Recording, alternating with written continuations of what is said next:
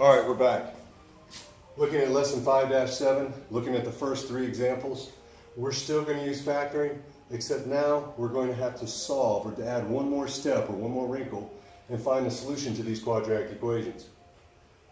Got a little Mozart playing in the background. That'll happen on all of our future videos. So let's do example 1. They're going to give you a polynomial equation. It's always going to be a quadratic, meaning to the second power. In order to solve this, I must first get everything on one side and put it in standard form.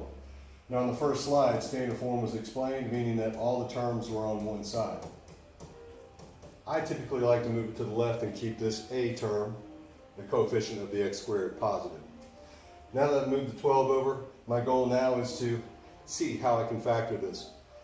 Factoring it, I'm going to need to use the AC chart.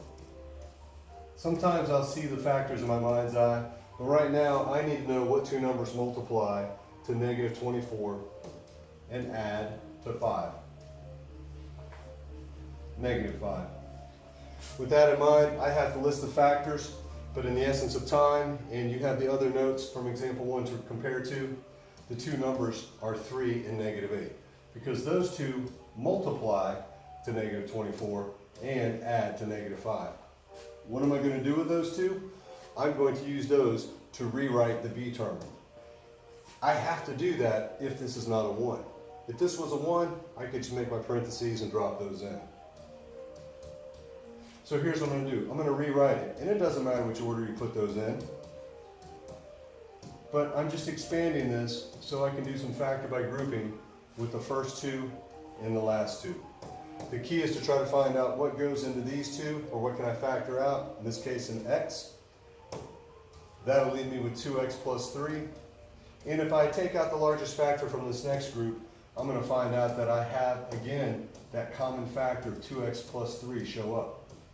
Now again, all this has been what we've been doing for the last couple of weeks. I'm simply going to rewrite these factors with that common factor as one of them, and I typically put it in the back, and then I put this x and this negative 4 up front in the other factor.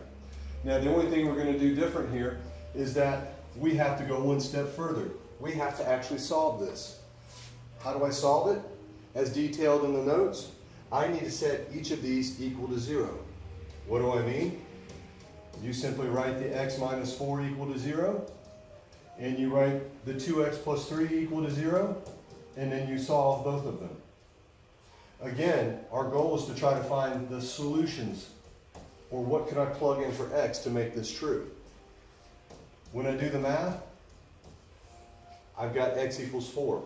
When I do the math over here, in order to solve, I subtract 3 from both sides, and then I have to divide both sides by 2, which gives me negative 3/2, or negative 1.5.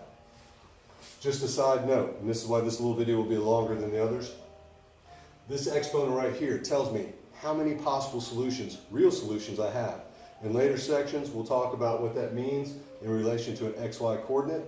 But when this is a 2, then I could expect to see 2 solutions and no more. And that, my friends, is how you solve using factoring.